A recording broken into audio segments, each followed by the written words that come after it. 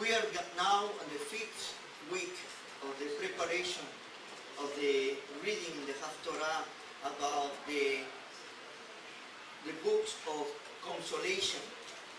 At this time, we're getting closer and closer. There are 2 more readings before Rosh Hashanah and then the high holiday Rosh Hashanah, Yom Kippur, and Sukkot. They are festivals of renewal, festival of new beginning, festival of starting again. In this process of preparations, we get to this point, to this parasha, Ki Tetzay, and it's basically start when you go to war, and then you're going to find, and we are going to find in this portion many mishpatim. This is the one that has more than any other book. They're counting at least 74 of them. There is no in order, if we can say in this way, like we can see it in the book of Shemot, in Exodus, or we can see it in other parts of the Torah. The mishpatim that we saw before. Here is very, what I would say, conglomerated. It's all mixed, convoluted. That is the term, convoluted. Then there is no almost a theme that you can get from here. Only if you start looking at the Torah with different eyes. And remember that my desire to teach, my desire to come to you and to share with you is to make us to change our way of thinking sometimes and to look from different perspectives. Has told you so many times that being a religious person sometimes what it makes you is to blind you and doesn't give you the opportunity to see the full spectrum of what our God, blessed be His name, is trying to teach us. When you become religious, it's like they put you into your side, like the horses, blinders, and then you go straight, and they don't allow you to go one side or the other. They don't allow you to see any side. And what happens is that you miss many of the things that our God is trying to give it to us and to show us. In Judaism, there is the idea about the yetzer. The yetzer is the way that we have made, is our will. And they say that it has 2 parts of the yetzer. The yetzer tov, the good part, and the yetzer ra, the bad part of us. And they are constantly in a fight. And we are trying to become, to go to the right ways. But the only way that you can go to one or the other is to know what is there. And also, what are the dangers that you are going to face. If you do not know what you are going to face, how you can prepare yourself. This is the idea sometimes of the Torah, the teachings, the guidance, the principles that we receive in the scriptures. We can have different positions. And one of those is we can be very legalistic. It's interesting that in the Messianic writings, Rabbi Shaul, very well known as Apostle Paul in Christianity, he talks about these ideas in many ways, but have been totally misunderstood by the other religions of the Gentile way of understanding. Because he was not against the Torah. He was not saying that the Torah is not valid or the Torah is not good. Totally the contrary. He wants to say that the Torah is life and the Torah is the one for the keepers, and blessed be those who have the Torah. But they take ideas out of context that he's talking about, and then they say, you see, he said that the Torah is not good, or the Torah is a trampa, or the Torah is this and that. But he never meant it, or he never said it in that way. But when you take anything out of context, you can say anything that you want. There are many people who take the Bible, they take the scriptures, and they take pieces from here and from there, and then they say, you see what he said? And words and portions taken out of context is going to take you to the wrong place. And you need to be very careful that you don't fall in that trap. Believe me or not, most of the religions has been made in that mentality. The mentality is to take ideas or phrases or things that calls your attention and to make it like this is the center of this is the reason why we are here and why do we believe. And then taking that out of context, we build up another thought, another ideas, another religion. And we need to be very careful that we don't fall in that trap. But what we need to understand is what was written, to whom was speaking, when they were speaking, what was happening at that time. You will be surprised that many of us, when we read the Torah, when we read the scriptures, we don't put a little bit of attention about when this book was written, or to whom was written, to whom God was talking, why he was talking in that way, why he was telling what he was telling. No, only they read it and they take it literally. And then, that's it, he said that. And then at the end, we find ourselves that we are in a very difficult situation. And we need to be careful that we don't fall in that trap, I say. We need to read the context. Many people take words, like I say, out of context and they make it the most important thing. Here, in this parasha, there are 74 legislation, 74 judgments, or 74 laws, if you wanted to call it that way in the regular language of today. And each one of them has a reason why we're there at the time that they were there. Not necessarily are as in order, and not necessarily they are one following the other, but it's in order that giving you little glimpses about different things, and treats a lot of subjects very different. One of those, in very general terms, is talking about the human rights, believe me or not. Human rights. And in the human rights, not only specifically the human rights of the woman. It's going to put the woman in a position higher than in the times that the Torah was given. And this is important, especially for women, to understand this. The Torah is trying at this moment that is given to correct the evil things that were happening at that time in other cultures. There were before the Torah another codex or another codes of ethics among different civilizations. One of the best well-known that has been found is the Hammurabi, and then you have the Assyrians, you have others that they have their own code, older than the Torah. The Torah, what did was many times was bringing us to a position of making the things correct, making right.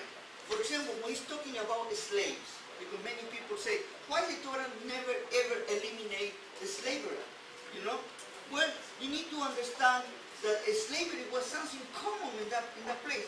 And slavery has two reasons or two positions. One, believe me or not, was of protection of people who couldn't protect themselves. That was an idea. No, they followed the idea that was totally different. But I think the slave owners, they had the right of the life of these people.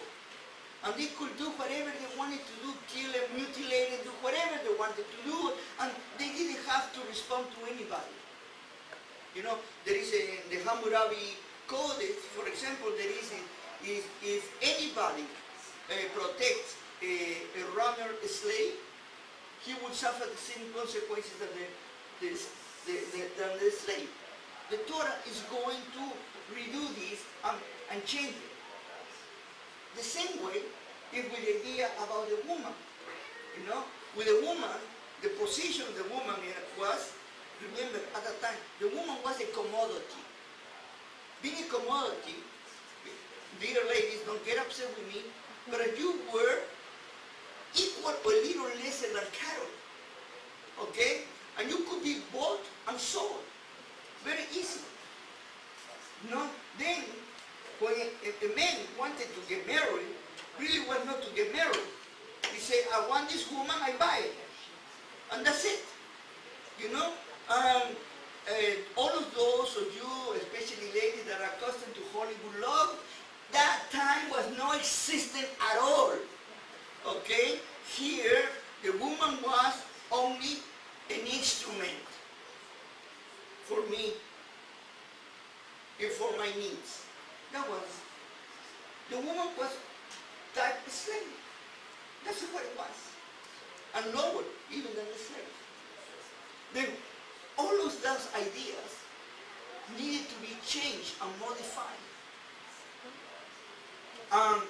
That was in him then, the Torah is talking for that time. Now, what is important then? Not to get hooked to those times, but to evolve. And in order to evolve, but we need to look in the Torah, in not the literal word, but what we need to look in the Torah is the principles of the Torah. And the principle. What is teaching me here? And what is the application of those teachings for today? That's what is important. Life was sacred. And in the Torah was very important that was not allowed to shed blood. You know? And the capital murder was only for specific things and in order to avoid worse damages. For example, today, to give you an example for today, you have a psychopath, a killer, you know, a murderous person who is killing anybody for killing, for the sake and for the joy of killing. What the authorities and the law can do? They try to apprehend, you know, but the truth of the matter is those people you can apprehend, you need to kill them. You know, most of the time that happens, they kill them. You know, at that time, death penalty was something in order to avoid that this evil continue, to cut evil from the roots. And this is important to understand the principle of the Torah. Now, if you see how the Torah is being developed and how the teaching that they brings to us, you know, we need to understand too that it's going to be talking from the point of view of the individual and how that affect the public life and how the public life affect the private life, the inner and the out of our life. And this is something that I would like to talk to you on this morning about Ki Tetzay. For example, some of the rabbis, only to give you an idea, they have made an allegorical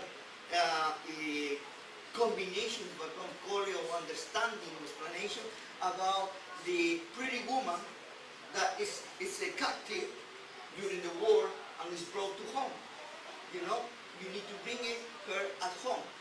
Now, first of all, you need to understand the time that the Torah is written in order to understand how advanced is this teaching, okay? At that time, long after the Torah was given, in the wars, and even today in the modern wars, when an army will go against another army and they conquer another country, the soldier will do? The first thing that they will do, they will go to the women and to abuse the women. They didn't care they were married, no married, single, no single. They will abuse them. Why? Because in that way, they will demoralize the enemy. The women's always pay the price of these soldiers. You know, in the Second World War, one of the things that is very clear is about the Japanese, how they use the Korean women and the Chinese women as a prostitute, as a women, you know, and the Japanese didn't have any respect for any woman. It doesn't matter if they were from the west or from the east. They really abused the women. There was no respect in that sense, and they used the women in the way that they wanted. That is already in the history of our world. Well, look at what the Torah, 4,000 years ago, is teaching us to the people of Israel. When you go in war against another country, and you capture the woman, and you see the woman that you like it, okay? Don't touch it. Don't rape it. Don't abuse her. Totally the contrary. Take it with you and take it to your home. And then let her spend 1 month crying out and wailing about her loss of her home, her mother, or her country. And after that, you will marry her, you want to marry her. And then, if you didn't have what you wanted with her, or was not what you were expecting of her, you cannot treat her as a thing. You cannot sell it. And you cannot make her even worse, because you have taken her dignity and you need to treat her like a human being. Look at how advanced is the law. Even today we are not there. Then our sages, they make a combination and they look at the spirit of woman as the Shekinah.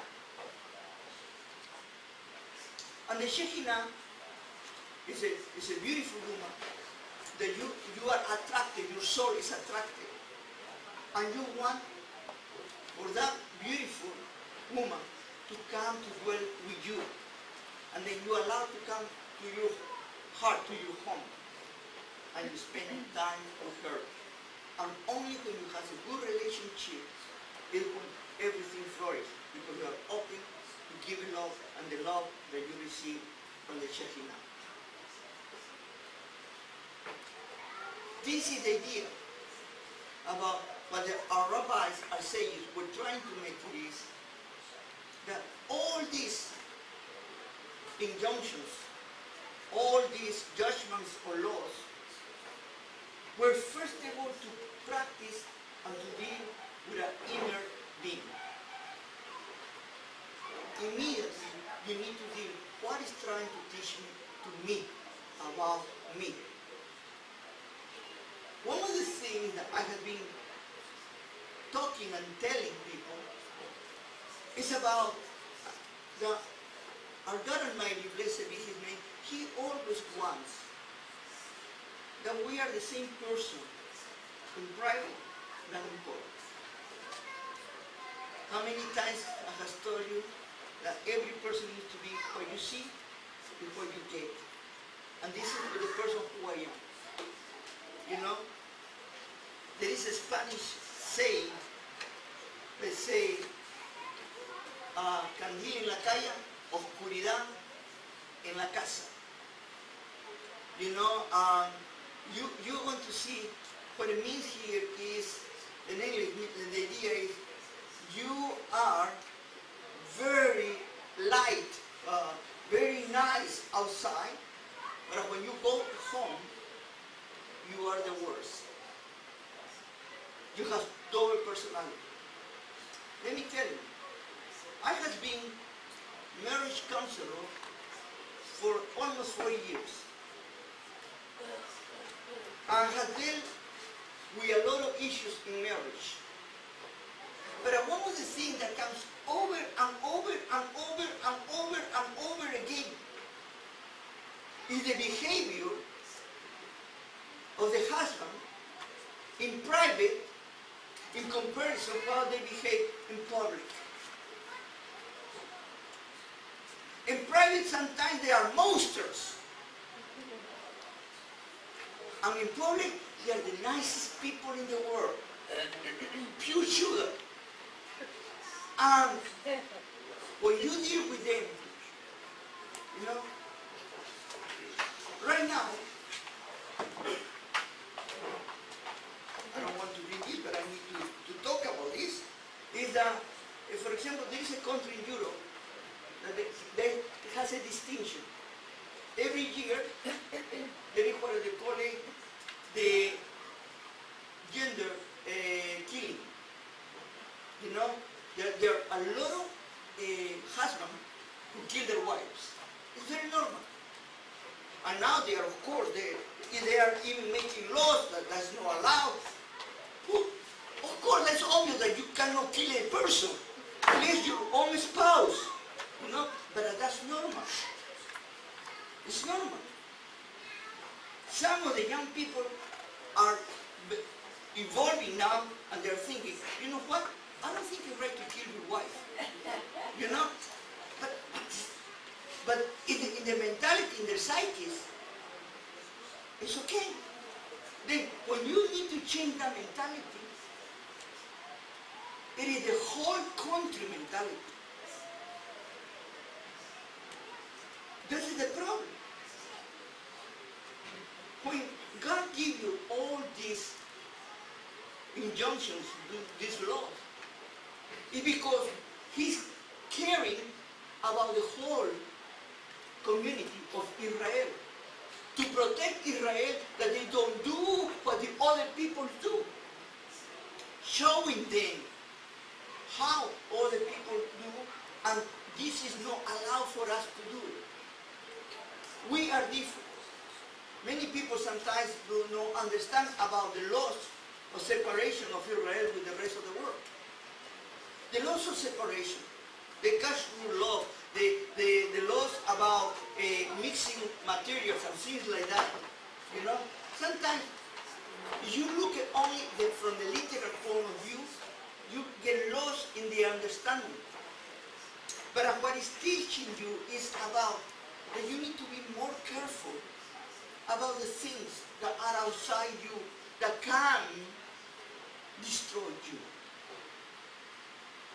Separation, many times, is only for self-protection. You know, when you can see this, especially in children. Okay, when you just send your children to school, and you're in a school that there is a lot of mundane ways, let me put it that way, and the language is very bad. You're going to hear your children coming back home speaking with the same language. And you need to teach them, no, that word is not good for you. Why, Daddy? Everybody in my school say that. And then many of us as parents, we are going to say, because we don't do that. For the child, that is the worst thing that you can say. You know, they do not understand. Do you know that God is constantly treating us as children, and sometimes tell us, and we say, but why God? And He said, because we do not do that. And we scratch our head, and we cannot understand completely, but later on, with the time, we are going to see the wisdom in there. The principles are those about that God wants to take care of us, wants to protect us, and giving us the opportunity to make certain fences or to be protected world without being totally massacred by the world. This is a principles and values. The ethics of the Torah is very high. The values, the moral values are very high. And there is a line of respect for human life. And in order to teach you about the respect for human life, they show you respect for animal life. Isn't that interesting? For example, here in this parasha, there's a little portion about when you are going to take the eggs of a nest, or the yearling, what do you call it, the little birds that they are, what do you call it, little chicks? Okay. And this little bird, say, be sure that the mother is not there. Now, the question is this, and by the way, they have written books about it. How really the mother bird has feelings? How the mother bird has maternal instinct, like any other animal, including men. Well, try to get in the cave of a lioness with the cubs, or a bear, and you're going to see that they care about the cubs. They say that is the worst time that you need to get in there, because they will kill you. Mothers kill to protect their chicks. Okay. Do they have feelings? I won't go to animal psychology or anything like that. That is for other people here in the congregation that they love that. But one thing they can tell you, okay, there is a principle here. I won't argue with you if have feelings, doesn't have feelings. That is not my point right now. But this is the principle. They are the least. How much more you need to do with your own. You follow me? Yeshua knew those things, those didn't work. It's the principle. When he said to the animal, you don't need to put the ox and the mule and the horse together. Why? There is a principle here. It's obvious that the ox is stronger, the mule will die before the ox, But what is trying to tell you is, don't make mixes that are going to be destructive. The Torah teaches you, don't join to somebody with no of your own. Why? No, people take it up as it's not your race, or it's not, no. God is not talking about that.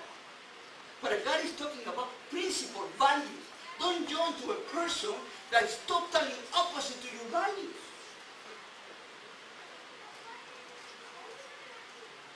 Okay? You need to understand the principle, not to go to the literal understanding, but to the principle of the scripture. And I can tell you, there are so many here that what I want for you is when you read this portion, you start searching for this idea.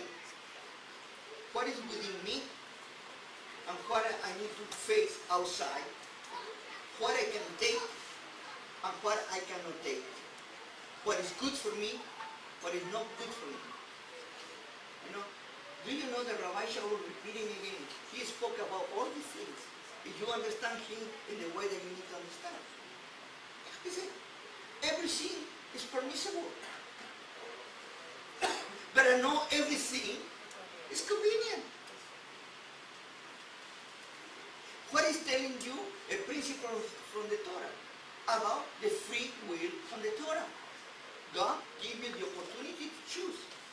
But he said, choose life, don't choose death. Choose good, don't choose evil.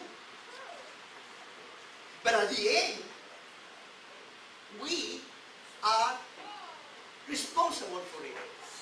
And this is a key word for this morning. What I'm teaching here in all these 74 statements. Are you responsible before Him, blessed is His name, about your life and your encounter with other people. Are you here to be a blessing or to be a curse? I hope and I believe that God has called us to be a blessing, not to be a curse. And to help others who they cannot help themselves. This is the reason they talk about the foreigner, the widow, and the orphan. This idea continues about helping others, you know, about the desire that what is in us needs to be shared with others. Yeshua spoke about these things in many ways, especially in the Sermon on the Mount. And he spoke in this way. You have heard that this one say this, but I say unto you in this way. The question is, he was changing the Torah? The answer is no at all. What he was doing was confirming the Torah. And what we were saying it is how humans can change the meaning of the Torah. But we are not allowed to change it. We need to go back to the basis of the Torah for the real understanding. Not because it's convenient to you, you are going to use it, and this is what I was saying.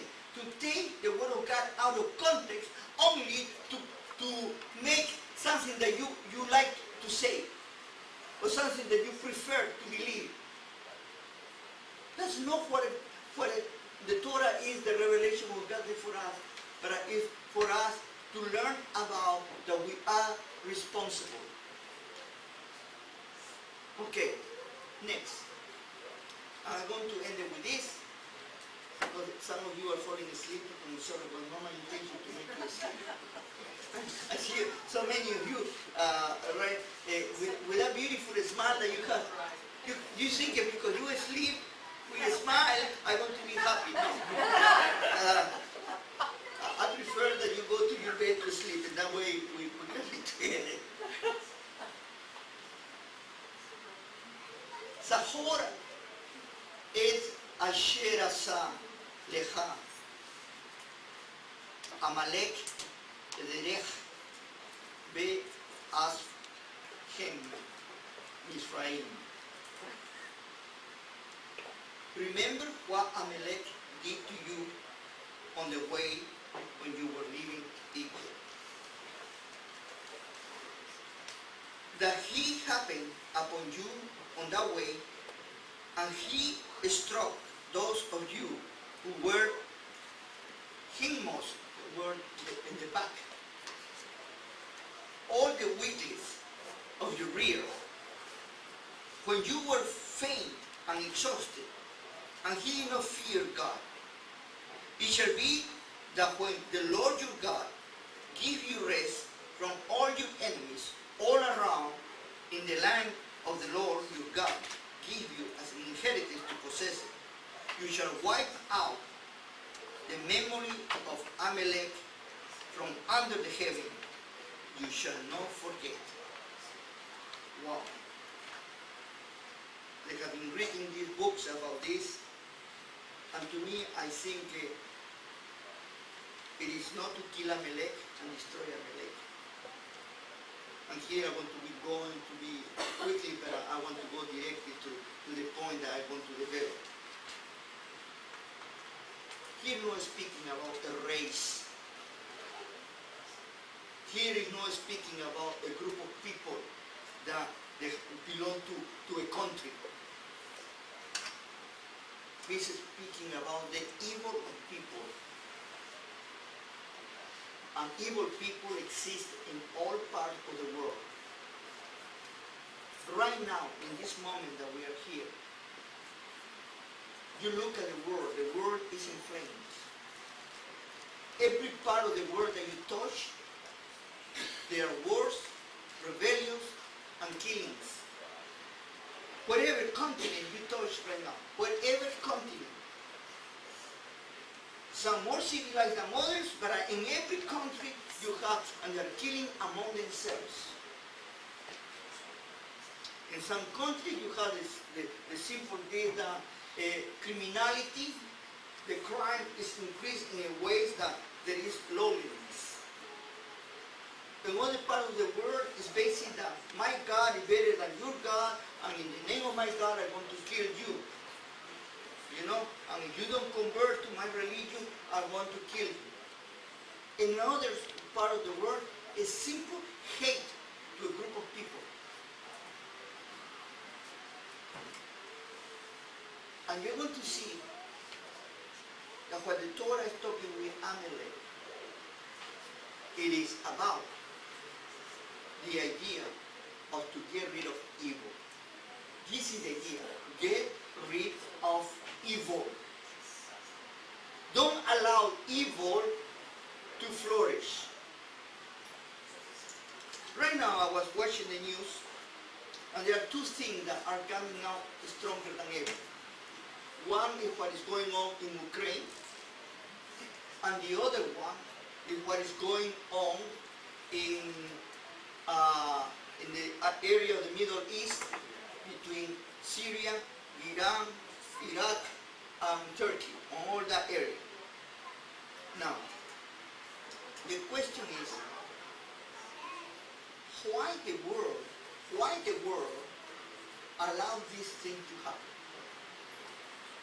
Now, there have been countries that are really bad, but at least they do not export the evil and other fire. They kill among themselves. For example, North Korea is one of those.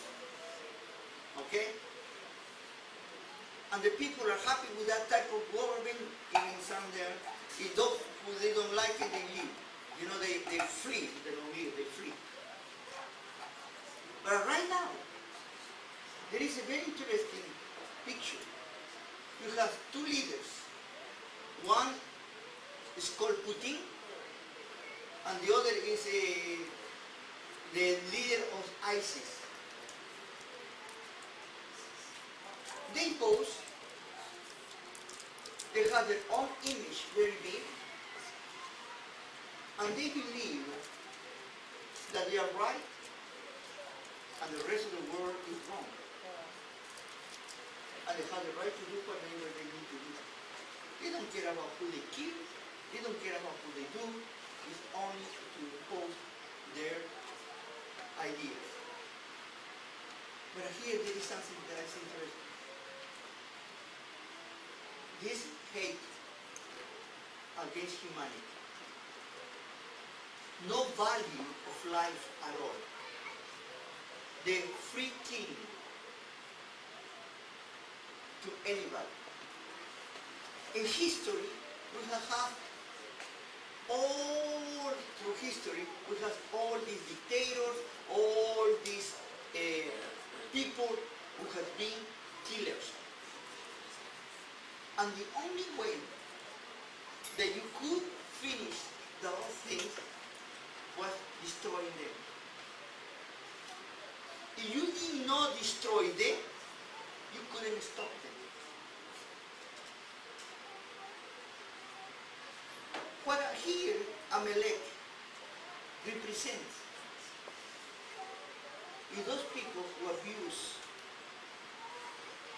of those ones who cannot defend themselves, who are treacherous. Look at carefully what it says in the scripture. Israel, in order to understand why Amalek is a symbol of that.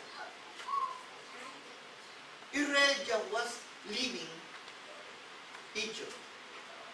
Who was the first enemy who attacked Israel? The Amalekites. And where did they attack?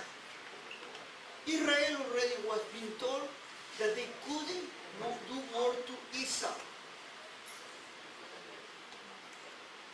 Amalek is a descendant of Esau. That means that they knew that they were not going to be attacked by Israel. And Israel even asked permission to pass through. But they were traitors. and they went behind Israel that was passing through. And who usually is behind in a caravan? The lower, the elderly, the youngest ones. And that was the one that they attacked. In other words, they attacked those ones that couldn't defend themselves. And they murdered them. In a biblical term, the wrath of God came out and said, these people need to be obliterated. And God will never make peace with these people. Now, if you are literal, the only thing that you think is about the Amalekites. But here is not the literal understanding, but it's the teaching and the principle that is behind this. And what is teaching is any group, people, country, whatever, that they have behind themselves. And this is important to understand. This idea of the destruction of the people that cannot defend themselves. I need to go now to recent history. You know, to us Jewish people, we still have memories. And our memories are very short. You know, many people say, oh, you always are talking about the Shoah. The Holocaust. No. To us, the Shoah was today. Believe me or not, the pogroms were yesterday. And the Inquisition was before yesterday. And what happened in other countries is a little 1 week ago. And we remember very clear what it has done to us. And at the same time, we remember what this country or these people did to us.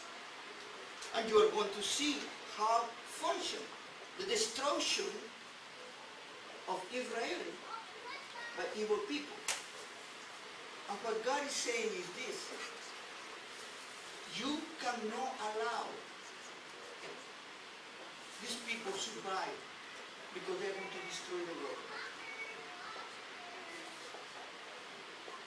And this is a self-preservation or self-protection. This is the principle that Amalek is teaching us. But one of the greatest problems that we have, what is very important to understand, is that we as human beings, we try to use diplomacy, we try to make a bargain, we try to understand the enemy, we try, how can you deal with a group of people who have cut the head of 2 journalists in front of the TV and everybody else? How can you deal with that kind of mentality? You go to Africa and you go to Sudan, for example, or you go to Somalia, and you see how or you go to Middle Central Africa and the killing that they have been there. And how can you say that these people are okay?